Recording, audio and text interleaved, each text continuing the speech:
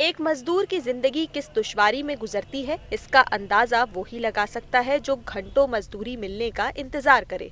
ये नजीर शाह है, जिसकी निगाहें कराची के कैंट रेलवे स्टेशन के मरकजी दरवाजे पर टिकी हुई हैं कि कोई मुसाफिर आए तो वो उसका बोझ अपने कंधों पर लाद कर चंद रुपए कमाए ताकि घर की दाल रोटी का बंदोबस्त हो सके। नजीर 35 साल से कुली का काम कर रहा है, लेकिन घर की जिम्मेदारियां इसे बूढ़ा होने की इजाजत नहीं दे रही। पैसा इतना मिलता नहीं है, खर्चात बहुत ज्यादा हैं, कुछ भी लॉस नहीं, ना डुक्कर लॉस, ना मकीन लॉस, ना मकान लॉस, ना साइकिल लॉस।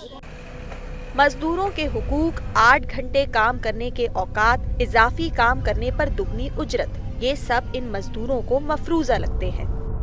गवर्नमेंट की तरफ से तो है ही नहीं है, ये ठेकेदारी निज़ाम हमारा चल रहा है। गवर्नमेंट तो कोई हमें सहूलत नहीं दे रही है। सर पे वजन उठाते हैं, सारा दिन गाड़ियों में लोड करते हैं, 200-250 मिलता है और क्या पेट का गुजर सफ़र होता है। किसी का ये किस्मत की बात होती है, किसी का नंबर आ जाता है, कोई खाली उठ के फिर पीछे आ जाता है, यही मामला चल रहा है हमारा। कई घंटों के इंतजार के बाद आने वाली बारी में चंद रुपए कमा लेना ही शायद इन मेहनत कशों के लिए यौमे मजदूर होता है।